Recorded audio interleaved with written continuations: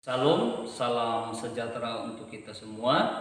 Saya Notfer, Sarjana Teologia, jurusan Pendidikan Agama Kristen, mengajar di SMP Negeri 7 Seluas, Kecamatan Seluas, Kabupaten Bengkayang, Provinsi Kalimantan Barat, dan saat ini sedang mengikuti PPG BIS 3 2025 di Institut IKN Ambon dengan nomor peserta 301040321840003 dengan NIM peserta PPG 1520501042075. Sekian, terima kasih, Tuhan Yesus memberkati. Salam.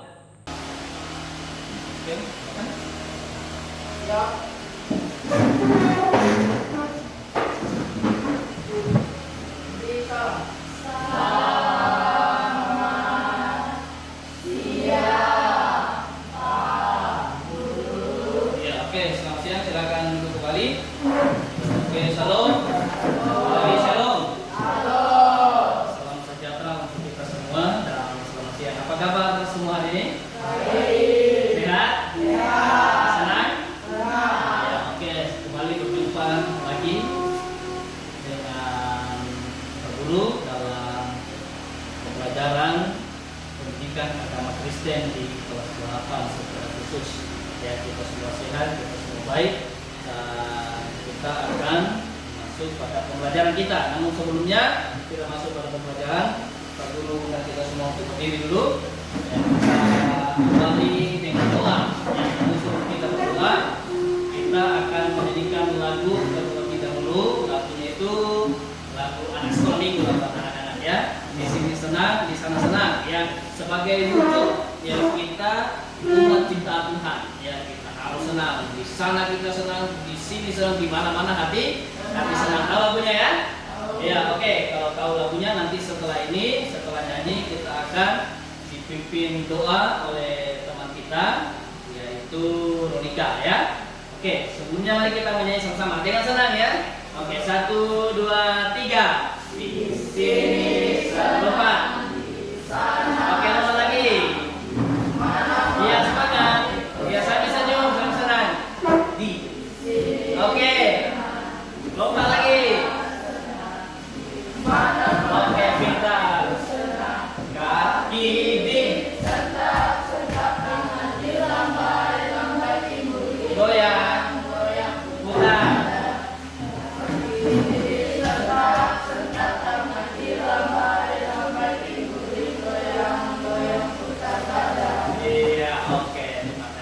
Oke, silakan pimpin kita dengan doa dari Ronika.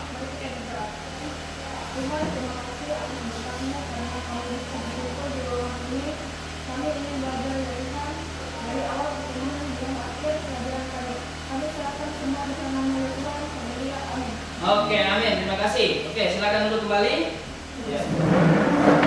Pak Guru akan absen dulu.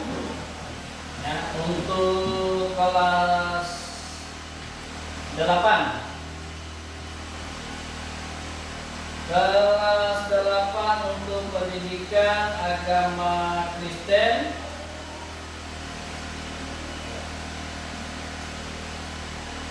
Amanda Luisi Tonga, Brian Bayi Saputra, Mesia, Melvina, Muhammad, Tesalonika, Ronika. Ya, oke, semua hadir ya. Kita berjumlah 8 orang. Jadi hari ini materi kita di bab yang 12 itu tentang mengenal karya Allah lewat gereja. Yaitu materi kita mengenal karya Allah lewat gereja, dan tujuan pembelajaran hari ini atau materi kita hari ini ada beberapa tujuan. Yang pertama itu menjelaskan posisi dan peran gereja sebagai bagian dari karya Allah di dunia. Apa sih posisi gereja dan apa sih perannya? Yang kedua, memulaikan karya Allah melalui gereja, terkhusus yang disebut dengan tritugas. Ya, tritugas gereja, tritugas berarti ada 3 tugas gereja. yang kita jalankan. Yang ketiga, menunjukkan karya Allah dalam hidup manusia melalui gereja. Ya, nanti akan Pak Guru tunjukkan lewat video yang akan kita nonton bersama. Dan yang keempat, mendiskusikan karya Allah melalui gereja. Jadi kita akan bagi kelompok, ya, 2 kelompok karena memang kita hanya sedikit, ya.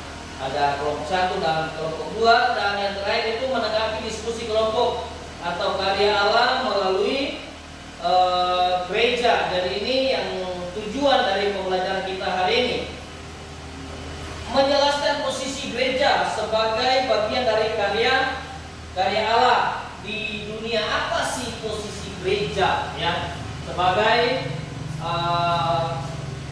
orang yang sudah dipercayakan oleh Tuhan, ya, dalam karyanya di dunia ini. Posisi kita, ya, sebagai umat pilihan Tuhan, ya, itu posisi kita, ya, sebagai orang gereja, ya, sebagai umat pilihan Tuhan. Karena kita ini kan gereja itu adalah orangnya, ya, kan gitu, ya. Karena kita adalah orang-orang yang dipanggil dari kegelapan menuju terang. Itu arti dari gereja, ya. Igreja, ya. Artinya orang-orang yang dipanggil dari dunia kegelapan menuju terang. Jadi siapa gereja itu? Bukanlah bangunannya, tetapi orangnya, ya. Terus apa sih karya Allah melalui gereja? Jadi posisi gereja adalah orang percaya, itu posisi gereja. Orang yang percaya, maka orang yang percaya kita harus mengenal apa sih karya Allah dalam gereja bagi dunia saat ini, ya. Yaitu tentu untuk memberitakan firman, ya, untuk memberitakan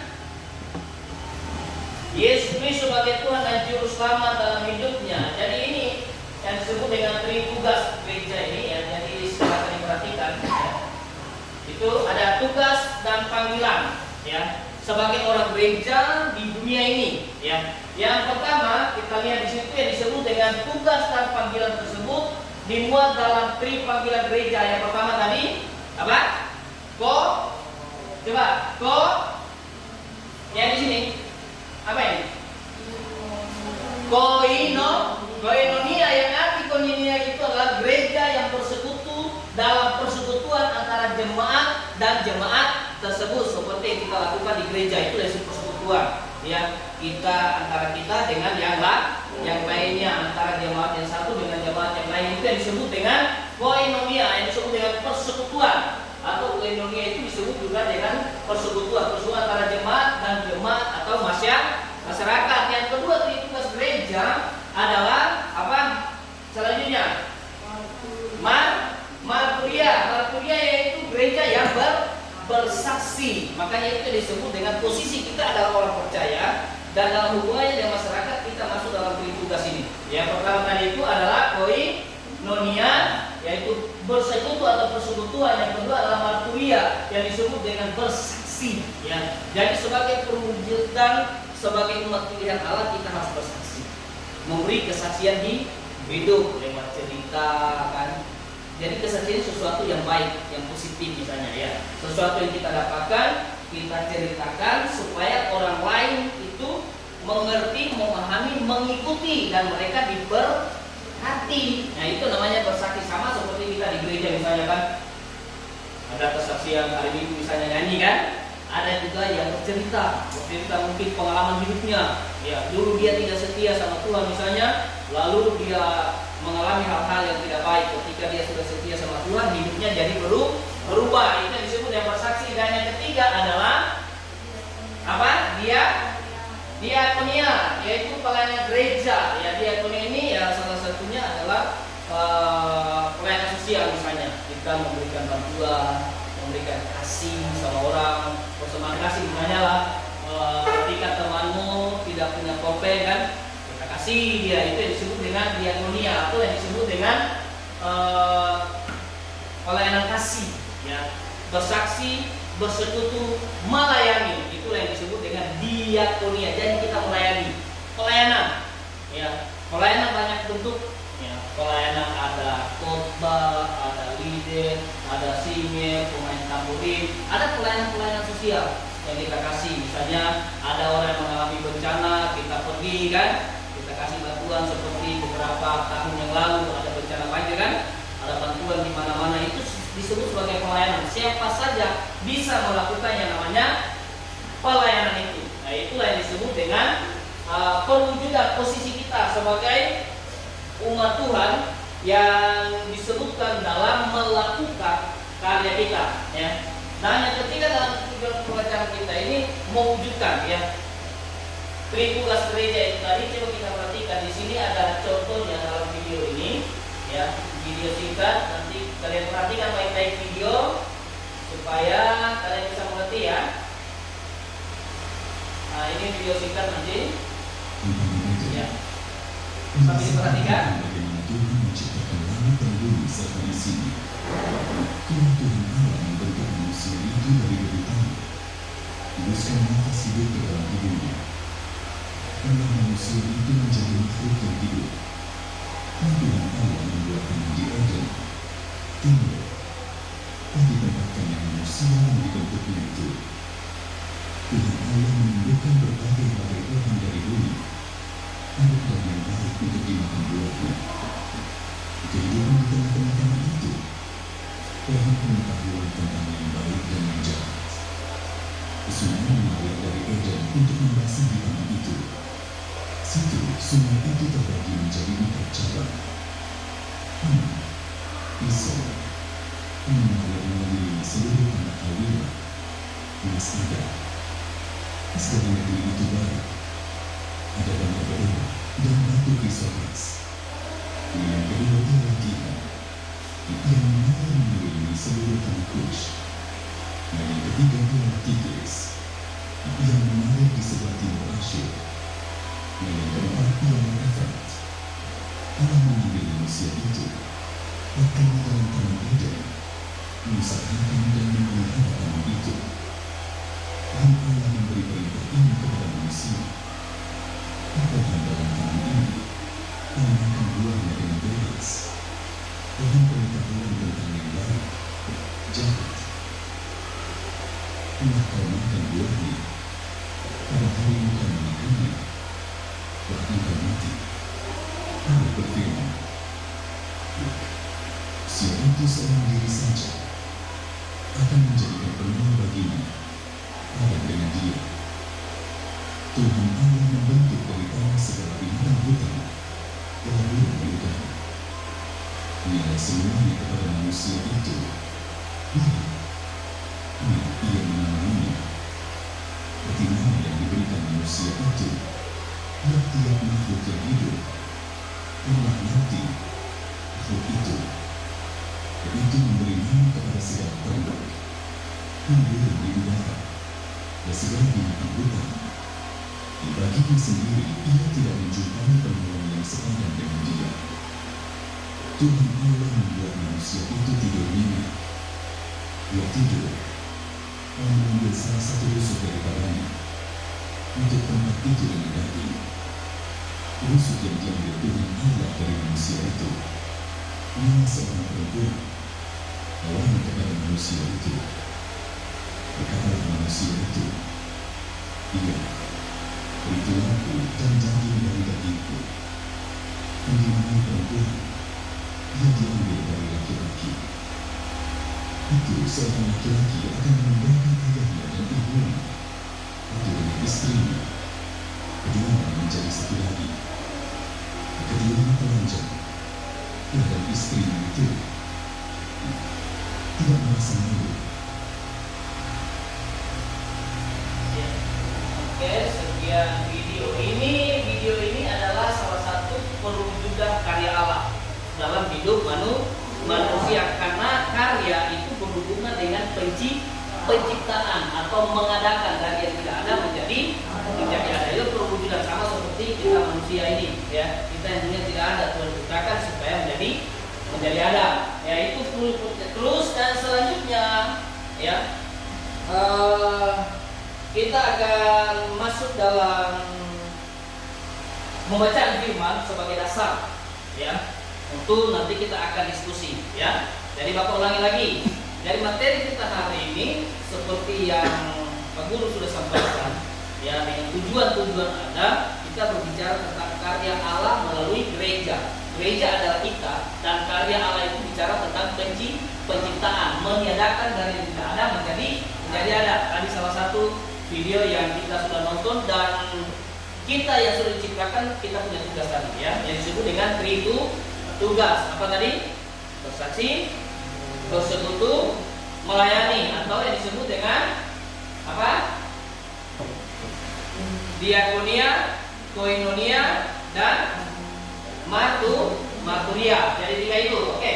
Jadi sebelum kita masuk pada diskusi, karena kita akan bagi dalam 2 kelompok diskusi kita dengan waktu yang Pak Guru kasih itu 20 menit saja waktunya ya. Tapi sebelum kita diskusi, kita dengar dulu firman Tuhan sebagai dasar kita untuk masuk dalam diskusi. Oke, silakan salah satu membacakannya. Mesia, silakan berdiri. Ya, yang lain perhatikan di sini ya. Kesatuan, jemaat, dan karunia yang berbeda-beda. Sebab itu aku menasihati kamu, aku orang yang menjalankan firman Tuhan, supaya hidupmu sebagai orang-orang yang telah dipanggil berkenan dengan panggilan itu. Hendaklah kamu selalu rendah hati, lemah lembut, dan sabar.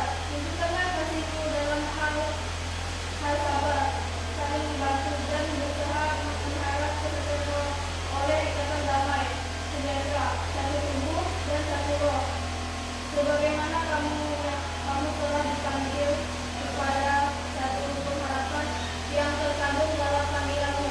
Satu Tuhan, satu iman, satu baptisan, satu Allah dan Bapa dari semua, Allah yang di atas semua, dan oleh semua dan dalam semua. Ya, oke, terima kasih. 10 kata kunci, apa semua kata kunci dalam pembacaan firman itu? Coba lihat sama-sama. 1. Apa? Rendah hati. Yang lagi? Yang ketiga? Yang keempat? Yang kelima? Yang keenam? Yang ketujuh? Yang kedelapan? Yang kesembilan? Dan yang ke-10?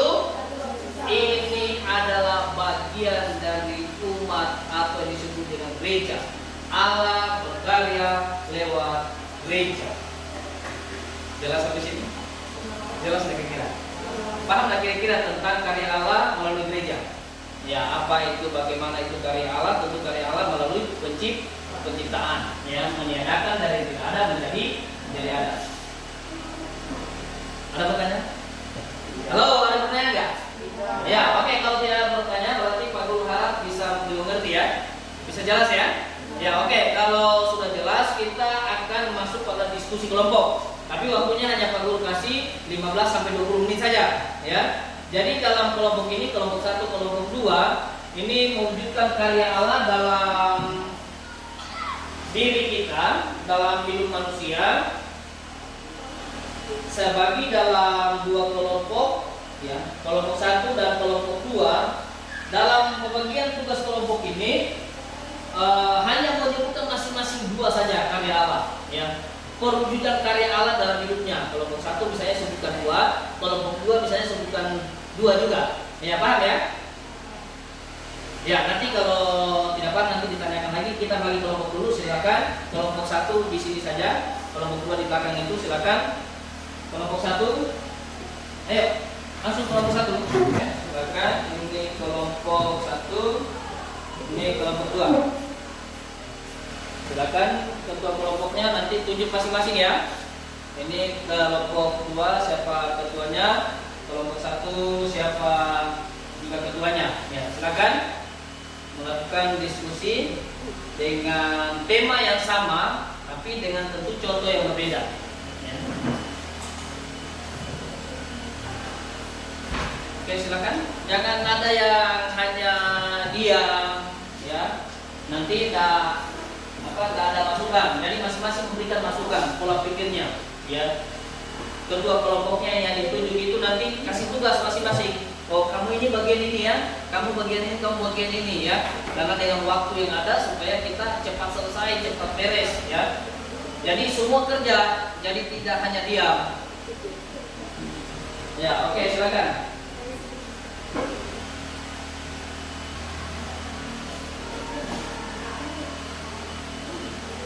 Oh ya. Jadi karya Allah seperti ini. Ini karya Allah dalam berikan yang sudah pelan-pelan karya apa sih? Mungkin seperti ini. Ya, paham nggak? Ya, oke, silakan ya juga ya. Yang lain, apa semuanya ya? Kasih masukan, kasih pendapat. Oke, kelompok 2 bagaimana? Ada yang belum ditanyakan? Jelas ya, paham ya? Oke, kelompok 1, kelompoknya Amanda, silakan maju. Ya. Dan kelompok 2 silakan perhatikan ya.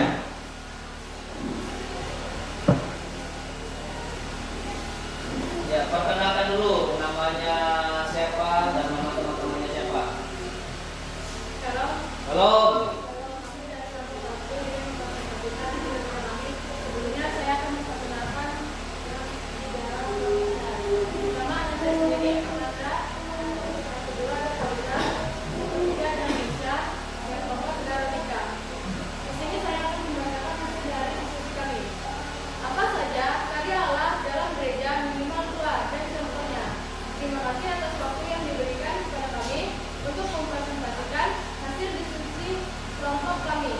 Dan kami akan mempresentasikan 2 hal tentang karya Allah dalam gereja. Yang pertama, dalam hal pelayanan. Pelayanan di gereja semakin banyak. Terbukti gereja ada di mana-mana. Dan banyak juga pelayanan yang dilakukan di gereja masing-masing. Contohnya, ada pelayanan sekolah ibu, remaja atau pemuda, kaum wanita, kaum pria, ibadah rumah tangga, ibadah minggu, dan masih banyak jenis pelayanan lainnya. Dan pelayanan ini banyak juga hambatannya. Contohnya, pemberhentian sementara ibadah, pengrusakan, kekerasan. Tapi karena anugerah Tuhan, pelayanan tidak berhenti di situ. Justru makin bertambah banyak dilakukan. Yang kedua, dalam hal pertumbuhan jemaat dan gereja. Kerohanian jemaat. Kerohanian orang gereja dengan adanya tantangan dalam gereja justru semakin bertumbuh dan berkembang. Terbukti makin berkembangnya pelayanan dan umat Tuhan untuk tetap ke gereja. Bahkan banyak juga umat gereja melakukan pelayanan, baik di gereja maupun di lingkungan masyarakat luas dengan melakukan pelayanan sosial, dengan memberi bantuan dengan berbagi kasih. Sekian hasil diskusi kami yang kami sampaikan. Apakah ada pertanyaan dari teman-teman? Oke, ada pertanyaan? Oh, sudah jelas ya. Jadi silakan kan. Jika tidak ada, kami tutup hasil presentasi kami. Terima kasih atas perhatiannya. Kami ucapkan terima kasih. Salam. Iya, salam. Terima kasih tepuk tangan biar kita dulu, tepuk dulu. Oke, terima kasih untuk kelompok pertama atau kelompok 1 sudah mempresentasikan hasil diskusinya. Oke, silakan itu simpan di sini hasilnya dan silakan duduk. Terima kasih karena silakan. Ya, karena tidak ada lagi pertanyaan dari kelompok 2 berarti jelas ya, berarti bagus ya. Oke, selanjutnya kita akan mendengarkan kelompok 2 lagi. Dan kelompok 2 dari Tesalonika. Penonton apa tambah?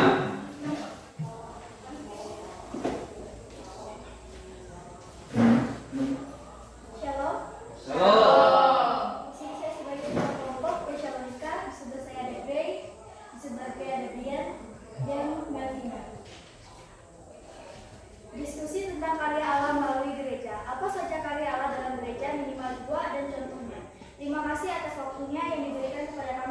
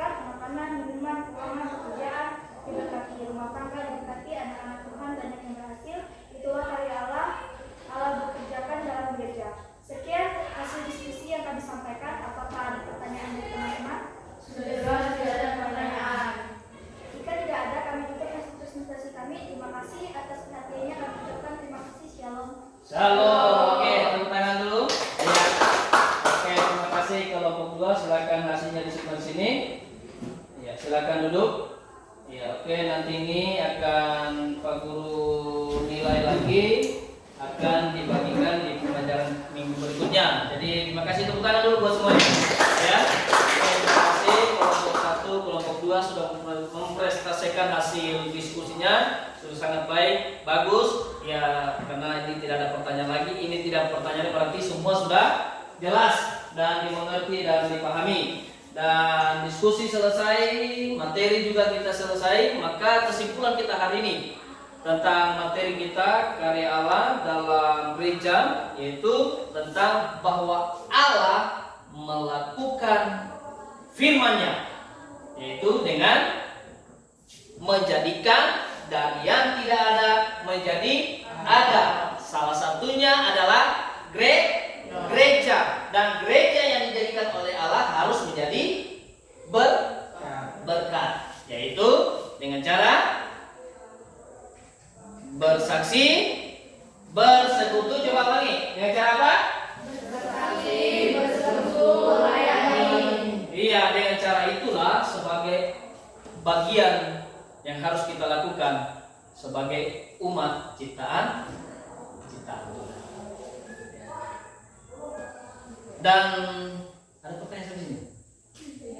Jelas tidak kira-kira? Ya, kalau semua sudah jelas karena memang sudah diskusi tadi, maka ada tugas di rumah. Ya, tugas di rumah kita itu menghafal dari pembacaan tadi Efesus pasal yang keempat, ya. Efesus pasal 4 ayat kedua itu menjadi ayat hafalan di rumah, ya. Ayat hafalan di rumah, minggu depan akan Pak Guru tanya satu-satu. Jadi itu dihafal, diingat, ya, sesuai dengan materi kita hari ini. Oke, kalau tidak ada lagi pertanyaan, mari kita berdiri semuanya. Ya, kita atur kursinya.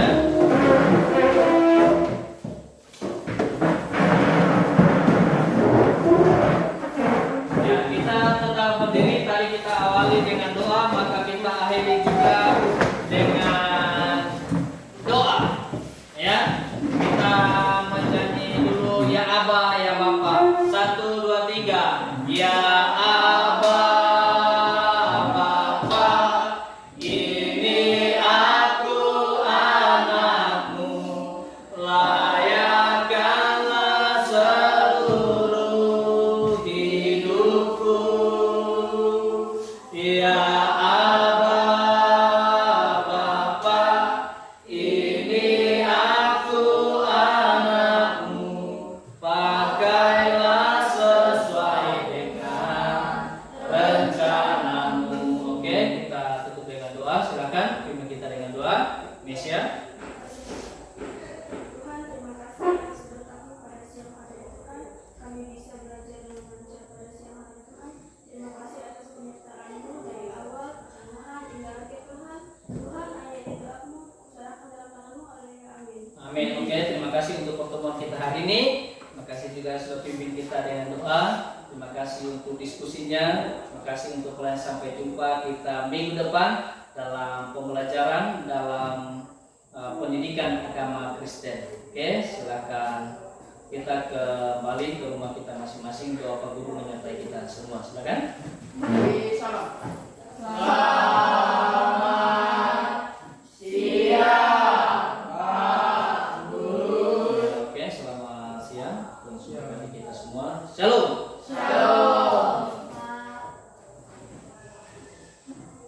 Oke, silakan. Maskan lagi, pesan.